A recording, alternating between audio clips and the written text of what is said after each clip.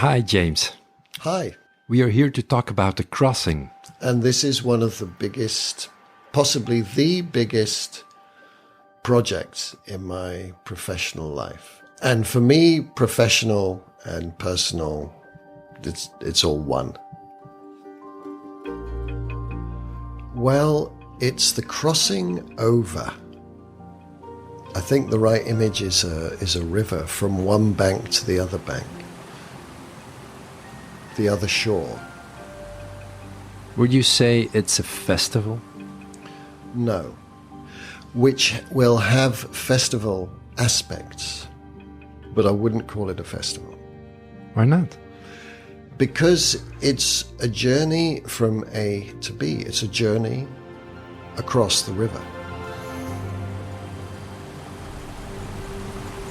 Whereas a festival in general is a kind of pick and choose affair, where, you know, you can do this workshop or you can go to that podium and that musician and so on.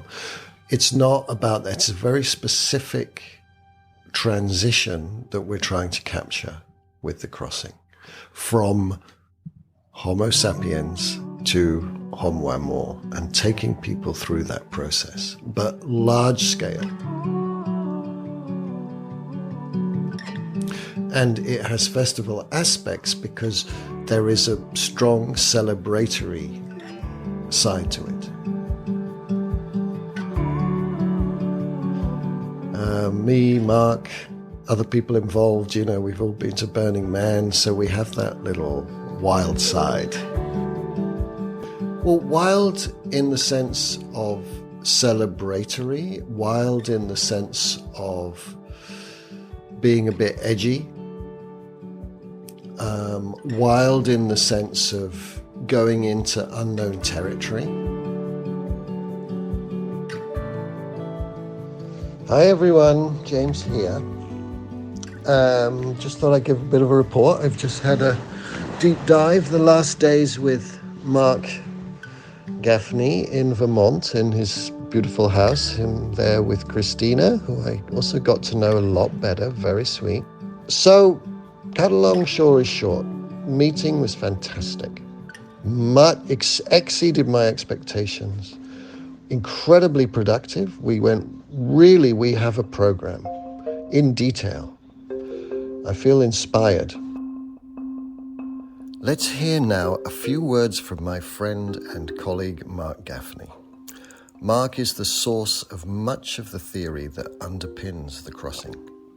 He is a true artist of ideas, and it is an honor to be working with him on this project. Friends, we're at this key moment in history. This moment where we need to move from Homo sapien, and the wisdom of Homo sapien has gotten us very far, but we need a deeper wisdom, the wisdom of Eros, the creation of a culture of Eros. And that's the move from Homo sapien to Homo amor. It's only the realization that reality at its very core, at its very essence, is Eros. Reality is making love in every second. Reality is a dance of allurement. Reality is separate parts seeking to become new wholes. Reality is moving towards ever deeper intimacies. That's actually the structure of reality, beginning with the world of physics and into the world of molecular biology and into the worlds of culture. And the pathologies that generate the meta crisis at their core stem from failures of Eros.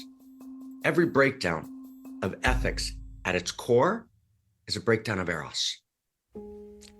Now, Eros begins with me. It begins with you. Each of us is a unique incarnation of Eros. To become Homo amor, to become the new human, one of the fundamental transformations is to actually incarnate a higher level of what it means to be a human being. we no longer can be just guy and just girl. We got to be guy, we got to be girl. We have to be something deeper, something more whole.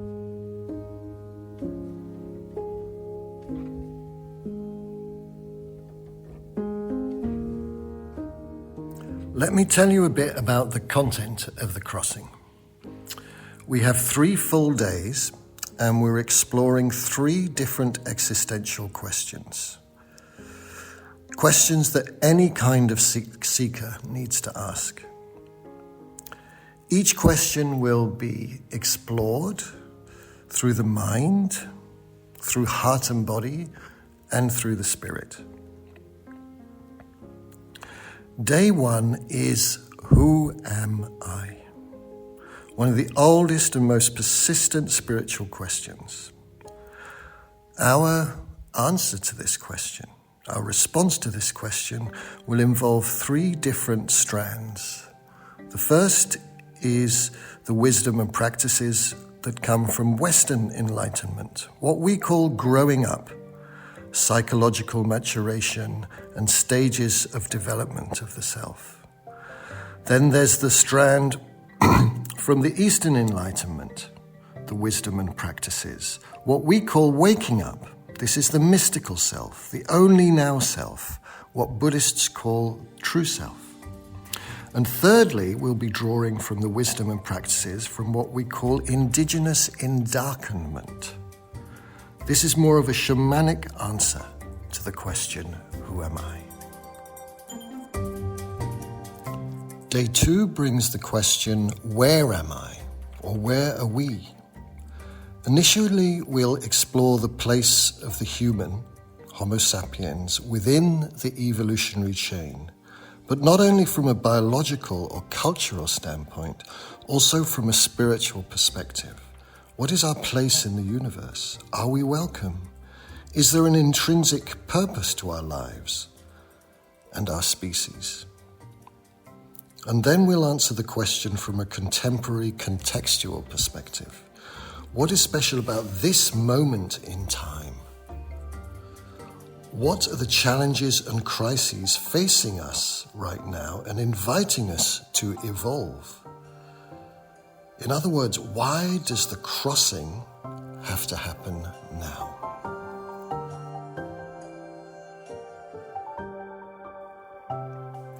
Day 3.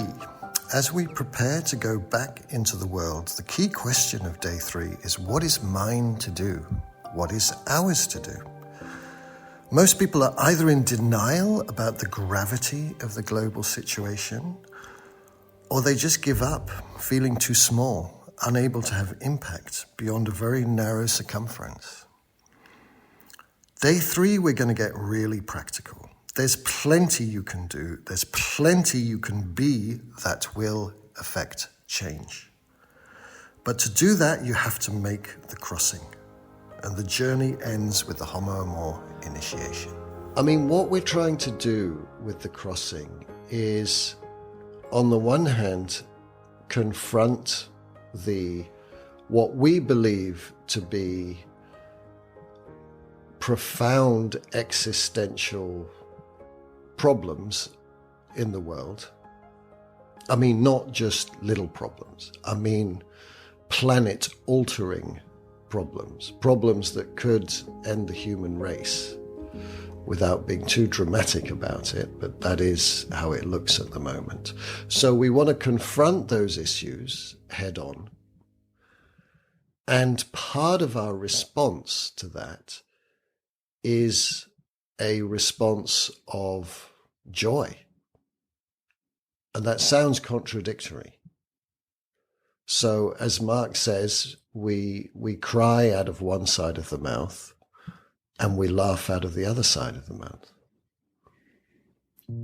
Because most people's response to the problems in the world is to get very serious, heavy, whether it's climate anxiety or all the other anxieties that are out there, which I understand.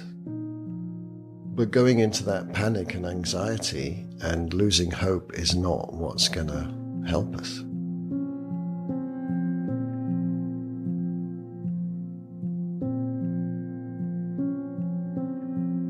So it's the two sort of founders are myself and Marc Gafni. I'd been attending a festival that Marc orchestrated I've been attending for the last, I think, 5, 6, 7 years. Which festival is that? That was the Outrageous Love Festival, which taught me a lot, inspired me a lot. And then we decided, or he invited me, hey, why don't we try something different? And the crossing is that different. What's your ambition with the crossing? Our ambition is, in terms of mission, is to create a new cultural meme. So to really, hopefully, let this concept of the transition from Homo sapiens to Homo amor, that this can really become embedded in the culture. And what would that look like? If it became a global phenomenon, if it could, like we say, ideally we'd like it to happen in a different country every few months. What kind of people are you attracting, or do you think are attracted to the message? Well, we've thought a lot about that. You know what? It's anyone who is remotely interested in personal transformation and anyone who's remotely interested in helping the state of the world. So it's a pretty large umbrella. That's a large number of people. It is. Yeah, well, we want it to, that's why we want it to spread. We really want to be, we don't want to be too alternative. We want to be right on the edge of the mainstream, which is where I've always tried to be in my work. I'm not interested in the way out alternative and stuff. I want us to have one foot in the mainstream.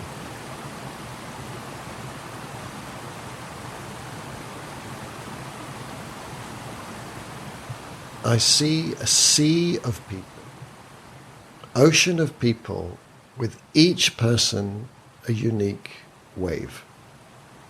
And no wave is the same, but there's this common base that everyone's coming out of. So it's this perfect mix between collective and individual.